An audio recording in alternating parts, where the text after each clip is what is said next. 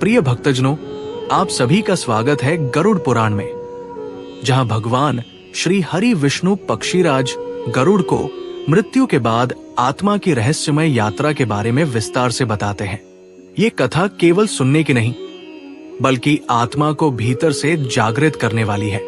दोस्तों, कृपया ध्यान दें, इस पावन गरुड़ पुराण की कथा को बीच में छोड़कर जाने की गलती ना करें, क्योंकि ऐसा करना अधूरी साधना के समान है, जो आत्मा को मोक्ष की बजाय और अधिक भटकाव में डाल सकता है।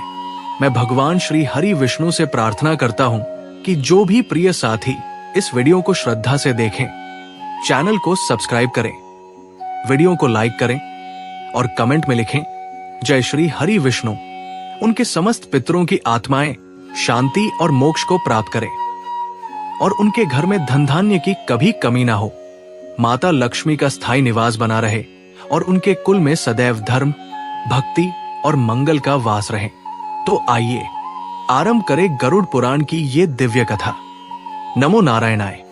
गरुड़ जी ने पुनः निवेदन किया, हे भगवान, आपने अब तक पापियों की मृत्यु यात्रा, नरकों की भीषणता और वैतरणी जैसी विभीषिकाओं का विवरण दिया, किंतु कृपया आप मुझे ये बताइए, वे आत्माएं जिन्होंने जीवन में सत्य, दया, सेवा, भक्ति, व्रत, तीर्थ, पितृसेवा, गौ सेवा जैसे सत्कर्म किए, उनके साथ मृत्यु के बाद क्या होता है? क्या वे भी उतने ही कष्टों से गुजरते हैं या उनका मार्ग भिन्न होता है? भगवान विष्णु ने मुस्कुराकर कहा, हे पक्षीराज, तेरी जिज्ञासा धर्ममय है। अब मैं तुझे बताऊंगा उन पुण्य आत्माओं की गति, जिनका जीवन पुण्य, संयम और मेरे नाम के स्मरण से सुशोभित होता है।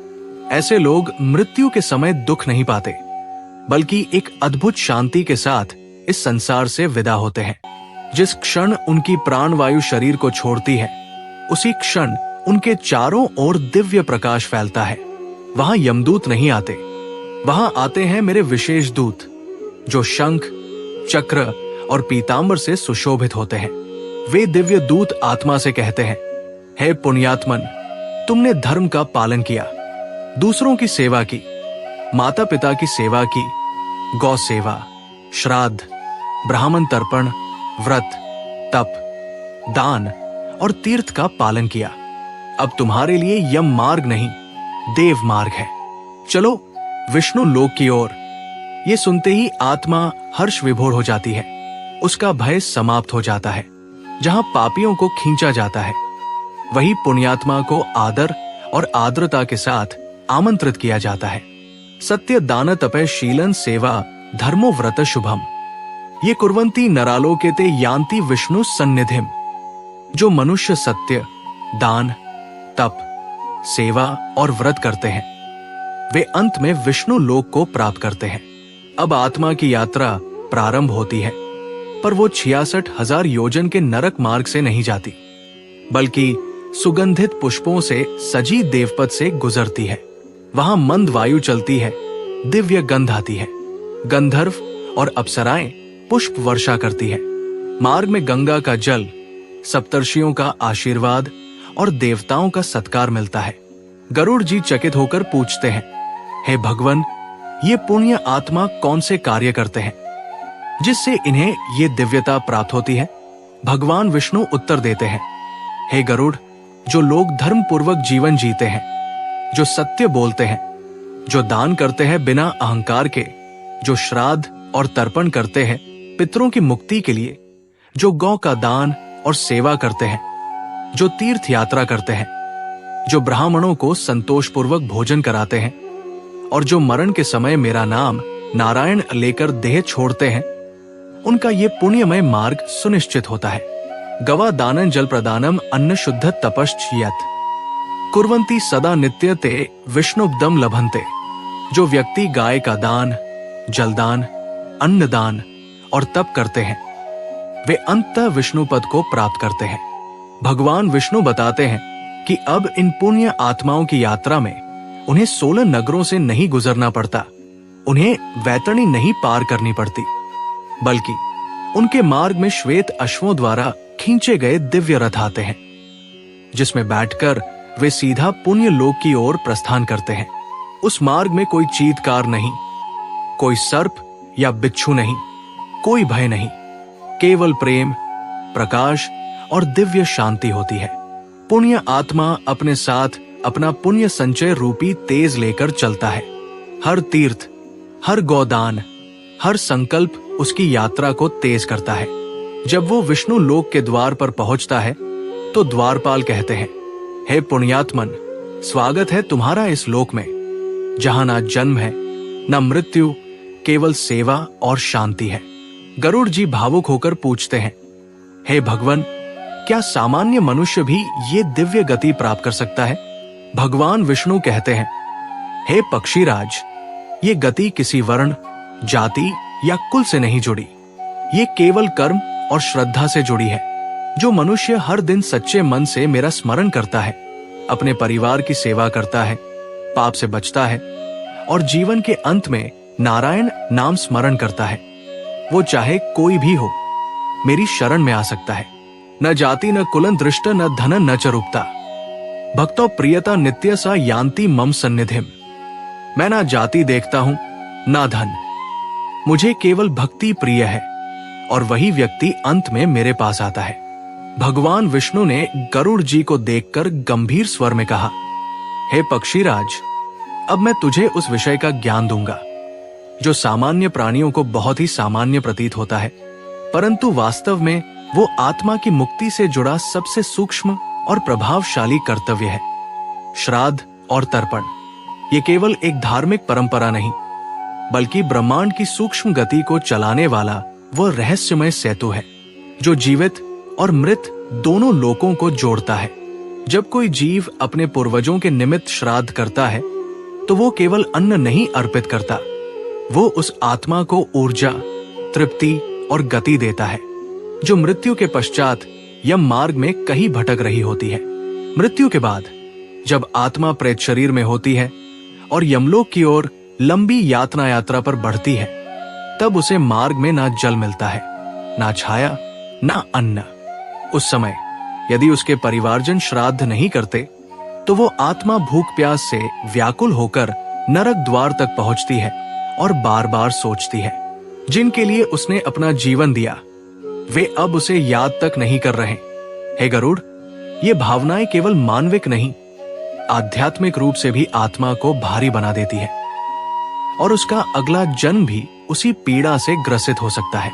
पर यदि कोई पुत्र, पौत्र या वंशज विधि पूर्वक श्राद्ध करता है, शुभ तिथि, पवित्र स्थान और ब्राह्मण को श्रद्धा सहित अन्न और जल देकर पितरों का स्मरण करता है, तो वो अन्न उसी क्षण दिव्य रूप में आत्मा को प्राप्त होता है, चाहे वो वैतरणी पार कर रहा हो, नरक में हो या प्रेत योनि में तड़प रहा हो।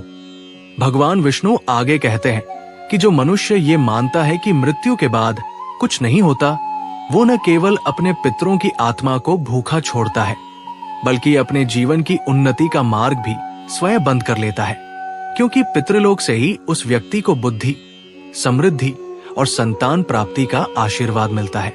यदि पितर तृप्त है तो घर में कभी दरिद्रता नहीं टिक सकती। गरुड़ जी आश्चर्य से पूछते हैं, हे भगवान, पितरों को अर्पित अन्न जो यहाँ पृथ्वी पर रखा जाता है, वो वहां तक कैसे पहुंचता है? भगवान विष्णु उत्तर देते हैं, हे पक्षीराज, जब कोई ब्राह्मण को आदर सहित बुलाकर शुद्ध भाव से उसे अर्पित करता है और मंत्रों द्वारा पितरों का आह्वान करता है, तब वे आत्माएं सूक्ष्म रूप से उस स्थान पर उपस्थित होती है। जैसे गंध हवा में बहकर दूर पहुंचती है, वैसे ही तर्पण द्वारा दिया गया जल, तिल, अन्न और मंत्र बल पितरों की आत्मा तक पहुंचता है। जो व्यक्ति विधि पूर्वक श्राद्ध करता है, उसे न केवल पितरों का आशीर्वाद मिलता है, बल्कि वे पितर उसे अपने अगले जीवन में भी रक्षा करते हैं। इस अध्याय में भगवान विष्णु विशेष रूप से चेतावनी देते हैं, हे गरुड़, जो मनुष्य अपनी माता पिता या पितरों का तर्पण नहीं करता, वो चाहे जितना बड़ा क्यों ना हो, वो जीवन में बार बार रुकावटें, रोग, दुर्भाग्य और संतान संकट झेलेगा। श्राद्ध केवल एक कर्म कांड नहीं, ये पितृऋण का प्रमाण है। यदि कोई इस ऋण से भागता है तो ब्रह्मा, विष्णु और महेश तीनों उसकी प्रगति को संकुचित कर देते हैं, यहाँ तक कि उसके पुण्य भी फलीभूत नहीं होते। गरुड़ जी ने पूछा, हे भगवन, यदि किसी के पितरों का पता ना हो या कोई विधि ठीक से ना जानता हो तो वो क्या करे? भगवान विष्णु ने करुणा पूर्वक उत्तर दिया, ऐसे व्यक्ति को गया, काशी, पुष्कर या किसी पवित्र नदी के तट पर केवल तिल, जल और पवित्र भावना से श्राद्ध करना चाहिए। भाव अधिक महत्व रखता है, विधि बाद में आती है। यदि पुत्री भी पवित्र भाव से तर्पण करें तो पितर तृप्त होते हैं, क्योंकि पितृऋण का मूल्य वंश के भाव से नहीं, श्रद्धा से जुड़ा होता है। भगवान विष्णु ने यह भी बताया कि हर वर्ष पितृपक्ष में विशेष रूप से अमावस्या तिथि को जो व्यक्ति श्राद्ध करता है उसके पितर उसे आशीर्वाद देते हैं, पुत्र, तूने हमें तृप्त किया, अब हम तुझे पुण्य लोक का आशीर्वाद देंगे। और जो इसे भूल जाए, व्यस्तता या अज्ञान के कारण त्याग दे, तो उसके पितर प्रेत रूप में क्रोधित होकर उसकी पीढ़ी को संकटों से भर देते हैं। इसलिए हर मनुष्य को अपने जीवन में यह संकल्प लेना चाहिए कि वो कभी भी अपने पूर्वजों को भूखा नहीं छोड़ेगा। केवल भोजन से नहीं, वो उन्हें प्रेम, सम्मान और स्मरण देकर तर्पण करेगा, तभी जीवन में हर शुभ फल स्वतः प्राप्त होगा। भगवान विष्णु गरुड़ जी से कहते हैं, हे पक्षीराज, अब मैं तुझे उन दिव्य स्थलों की महिमा सुनाता हूं जहां मृत आत्माओं को शांति मिलती है, पितर तृप्त होते हैं और पुण्य संचित होता है। यह है तीर्थ स्थल। ये स्थल पृथ्वी पर कोई सामान्य भूखंड नहीं है, बल्कि ब्रह्मांड की ऊर्जाओं से संलग्न ऐसे स्थान हैं जहां एक एक जलकण और रेत कण पुण्य से भरा है। जब मनुष्य इन तीर्थों में अपने पितरों के लिए श्राद्ध या तर्पण करता है तो वो क्रिया केवल पृथ्वी पर नहीं होती, वो सीधे पितृलोक में प्रतिध्वनित होती है। भगवान विष्णु कहते हैं कि गया तीर्थ, जिसे गया श्राद्ध कहते हैं, वो सबसे पहला और महत्वपूर्ण तीर्थ है, जहां स्वयं भगवान विष्णु ने अपने हाथों से पिंड दान कर पितरों को तृप्त किया था। गया में फाल्गु नदी के तट पर जब कोई श्राद्ध करता है तो वहां पितर स्वयं उपस्थित होते हैं, चाहे वो व्यक्ति जानता हो या नहीं। ये स्थान केवल शरीर से नहीं, श्रद्धा से जुड़कर परिणाम देता है। गरुड़ जी ने पूछा, हे भगवन, क्यों केवल गया को इतना महत्व प्राप्त है? तब श्री हरि बोले, क्योंकि गया वो भूमि है जहां मृत और अमर का संगम होता है। वहां मृत्यु भी पवित्र होती है। वहां दिया गया अन्न और जल आत्मा को ऐसी शांति देता है जो स्वर्ग में भी नहीं मिलती। भगवान विष्णु आगे बताते हैं कि काशी, जिसे मोक्ष की नगरी कहा जाता है, वहां मृत्यु के समय केवल राम नाम लेने से ही जीव मुक्त हो जाता है। यदि वहां श्राद्ध किया जाए तो आत्मा को दोबारा जन्म नहीं मिलता। काशी का वातावरण स्वयं शिव तत्व से परिपूर्ण है। वहां की पंचगंगा घाट, मणिकर्णिका और दशाश्वमेध जैसे स्थान आत्मा के कर्मों को नष्ट करते हैं। वहां यज्ञ, तर्पण, श्राद्ध, दान आदि का फल 100 गुना हो जाता है। इसके बाद भगवान पुष्कर का उल्लेख करते हैं, हे गरुड़, पुष्कर तीर्थ वो भूमि है जहां ब्रह्मा जी ने सृष्टि का प्रारंभ किया। वहां किया गया तर्पण और तीर्थ स्नान आत्मा की हजारों योनियों के पाप नष्ट कर देता है। गरुड़ जी ने पूछा, हे प्रभु, क्या तीर्थ केवल ब्राह्मण या वृद्धों के लिए है? भगवान विष्णु ने कहा, नहीं गरुड़, तीर्थ हर उस व्यक्ति के लिए है जो श्रद्धा रखता है। बालक, वृद्ध, स्त्री, पुरुष, गृहस्थ, सन्यासी, जो भी श्रद्धा से तीर्थ में जाकर पितरों का स्मरण करता है, उसे वही फल प्राप्त होता है जैसा ऋषियों को तप से मिला। भगवान विष्णु बताते हैं कि तीर्थों की ऊर्जा इतनी प्रबल होती है कि वहां सिर्फ पांव रखते ही जीव के पूर्व जन्मों के दोष धुलने लगते हैं। वहां के जल में स्नान करने से शरीर नहीं, आत्मा पवित्र होती है। जो व्यक्ति तीर्थ यात्रा नहीं करता, उसका जीवन अधूरा रह जाता है। वो केवल जीवित शरीर लेकर चलता है, आत्मा शुद्ध नहीं होती। और जो जीवन में कम से कम एक बार गया, काशी, कुरुक्षेत्र, प्रयाग या हरिद्वार जाकर श्राद्ध करता है, उसका वंश और आत्मा दोनों धन्य हो जाते हैं। गरुड़ जी ने पूछा, हे भगवान, जो लोग तीर्थ यात्रा ना कर सके वे क्या करें? भगवान विष्णु उत्तर देते हैं, ऐसे व्यक्ति घर पर नदी के जल से, मंत्रों से और तीर्थ तुलसी गंगा जल से पितरों का आह्वान कर सकते हैं। भाव और श्रद्धा यदि तीव्र हो तो तीर्थ स्वयं उसके पास आ जाता है, लेकिन यदि किसी के पास अवसर हो तो उसे अपने जीवन में तीर्थों का महत्व अवश्य समझना चाहिए। भगवान विष्णु ने गरुड़ जी को देखकर गंभीर स्वर में कहा, हे पक्षीराज, अब मैं तुझे उस विषय का ज्ञान दूंगा जो सामान्य प्राणियों को बहुत ही सामान्य प्रतीत होता है, परंतु वास्तव में वो आत्मा की मुक्ति से जुड़ा सबसे सूक्ष्म और प्रभावशाली कर्तव्य है। श्राद्ध और तर्पण ये केवल एक धार्मिक परंपरा नहीं, बल्कि ब्रह्मांड की सूक्ष्म गति को चलाने वाला वह रहस्यमय सेतु है जो जीवित और मृत दोनों लोकों को जोड़ता है। जब कोई जीव अपने पूर्वजों के निमित्त श्राद्ध करता है तो वो केवल अन्न नहीं अर्पित करता, वो उस आत्मा को ऊर्जा, तृप्ति और गति देता है जो मृत्यु के पश्चात यम मार्ग में कहीं भटक रही होती है। मृत्यु के बाद जब आत्मा प्रेत शरीर में होती है और यमलोक की ओर लंबी यात्रा पर बढ़ती है, तब उसे मार्ग में ना जल मिलता है, ना छाया, ना अन्न। उस समय यदि उसके परिवारजन श्राद्ध नहीं करते तो वो आत्मा भूख प्यास से व्याकुल होकर नरक द्वार तक पहुंचती है और बार बार सोचती है, जिनके लिए उसने अपना जीवन दिया वे अब उसे याद तक नहीं कर रहे। हे गरुड़, ये भावनाएं केवल मानविक नहीं, आध्यात्मिक रूप से भी आत्मा को भारी बना देती है और उसका अगला जन्म भी उसी पीड़ा से ग्रसित हो सकता है। पर यदि कोई पुत्र, पौत्र या वंशज विधि पूर्वक श्राद्ध करता है, शुभ तिथि, पवित्र स्थान और ब्राह्मण को श्रद्धा सहित अन्न और जल देकर पितरों का स्मरण करता है, तो वो अन्न उसी क्षण दिव्य रूप में आत्मा को प्राप्त होता है, चाहे वो वैतरणी पार कर रहा हो, नरक में हो या प्रेत योनि में तड़प रहा हो। भगवान विष्णु आगे कहते हैं कि जो मनुष्य ये मानता है कि मृत्यु के बाद कुछ नहीं होता, वो न केवल अपने पितरों की आत्मा को भूखा छोड़ता है, बल्कि अपने जीवन की उन्नति का मार्ग भी स्वयं बंद कर लेता है, क्योंकि पितृलोक से ही उस व्यक्ति को बुद्धि, समृद्धि और संतान प्राप्ति का आशीर्वाद मिलता है। यदि पितर तृप्त है तो घर में कभी दरिद्रता नहीं टिक सकती। गरुड़ जी आश्चर्य से पूछते हैं, हे भगवान, पितरों को अर्पित अन्न जो यहाँ पृथ्वी पर रखा जाता है वो वहां तक कैसे पहुंचता है?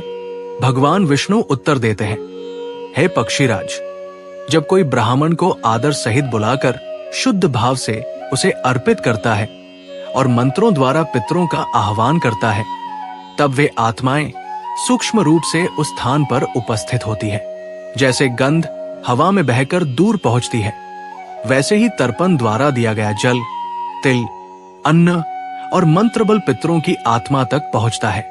जो व्यक्ति विधि पूर्वक श्राद्ध करता है उसे न केवल पितरों का आशीर्वाद मिलता है, बल्कि वे पितर उसे अपने अगले जीवन में भी रक्षा करते हैं।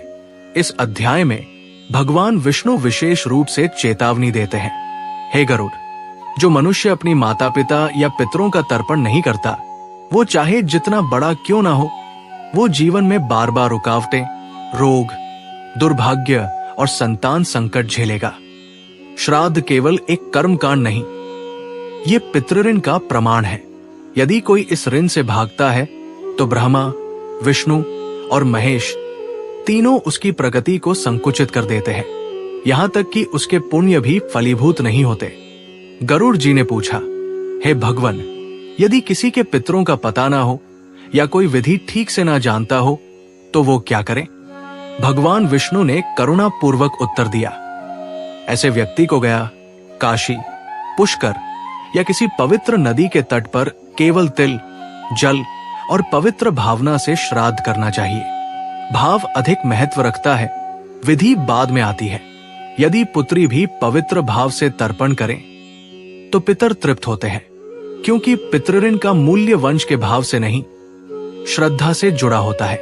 भगवान विष्णु ने यह भी बताया कि हर वर्ष पितृपक्ष में विशेष रूप से अमावस्या तिथि को जो व्यक्ति श्राद्ध करता है उसके पितर उसे आशीर्वाद देते हैं।